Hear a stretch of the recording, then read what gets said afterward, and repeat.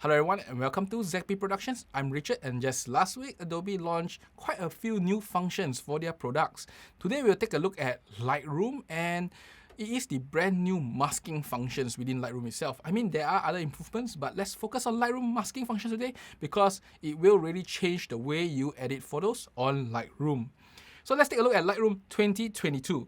Now, this is a photo of a character from Genshin Impact. It's a cosplay. And I did this shoot with Mauru last week, and just before the launch of the new Lightroom itself. So let's take a look at what can it do. I mean, this new Lightroom 2022 is really fantastic.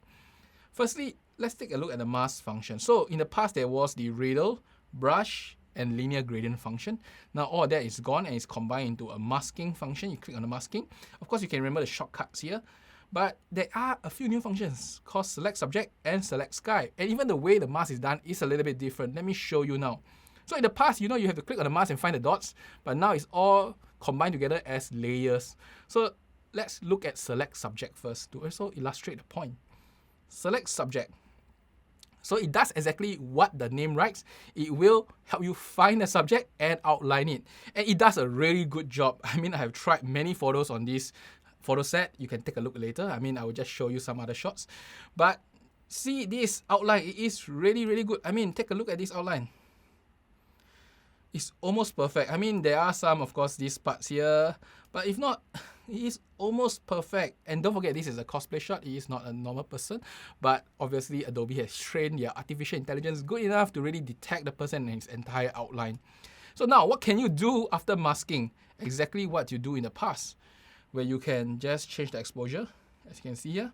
But for me, I will do a little bit more subtle stuff. I increase the brightness a little bit, increase the contrast just a little bit, reduce the highlights, increase the shadows. Now,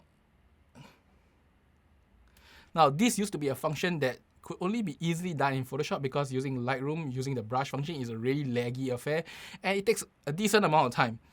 Now with the Select Subject, you can easily get to like 80-90% there with just a click of a button and a few sliders. And you can also increase just the texture a little bit. I mean, perfect, right? So you can even individually change the white balance of that particular subject itself. If you want a warmer tone or a lighter tone, you can now do it.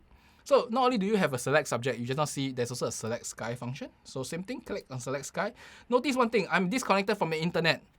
So whatever you see now is really just offline functions that Lightroom can do itself. You don't need internet to do all this. And same thing, you Select Sky is quite perfect. Again, there's a little bit of bleeding through, but not a big deal. I mean, just look at this.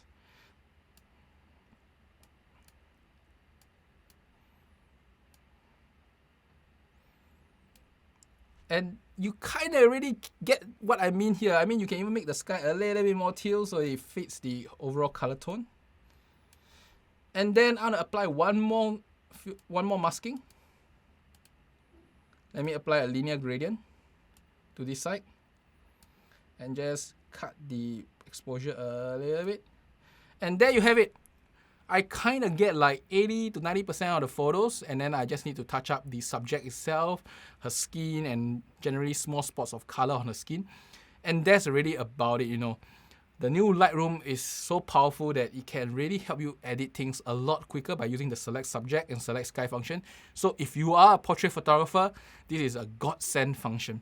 Now, in case you may be thinking, no, this thing may not be perfect, it may not work in most scenarios, let me show you some other photos that I tried out. So let's look at this one where the legs are in the water a little bit, and then her legs here. If you see here, Select Sky is perfect. There is a small little spot here that's not detected.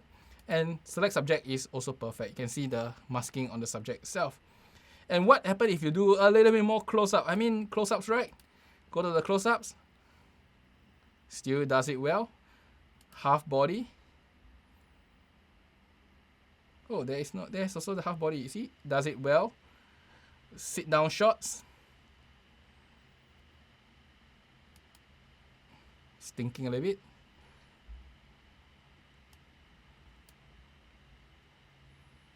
Lean forward shots. And I don't think I need to show you anymore. I'll just say that, the ability to detect the subject. It is really, really good. I mean, it can detect in various poses, sit down, close-ups, half body, in the water, out of the water. At least for this particular photo shoot, I have yet to find a photo that it doesn't work on. Now, there's one thing I want to try on this photo, because I didn't do it last time because it looks perfect already, is to select the sky here, because the sky is no longer just blue. There is clouds and stuff. Let's take a look at how it looks like when you select sky. And you can see that the select sky function is really good. I mean, it is close. I mean, it's bleeding into the hands a little bit here. If I zoom in a little bit, it's bleeding into the hands. So let me take a brush.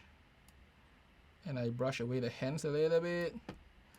And maybe, you know, this part here is not included. I just take it, add a brush. I just add here. Deduct away for the brush.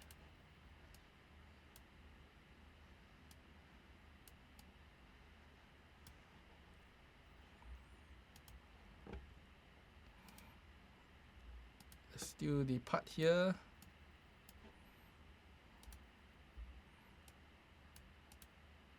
Deduct away using the brush. Okay. Now I want to increase the saturation of the sky.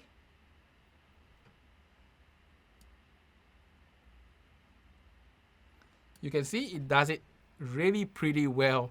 Some minor corrections, but pretty much Lightroom can now get you 80 to 90% there before you actually enter Photoshop to do the final tweaking.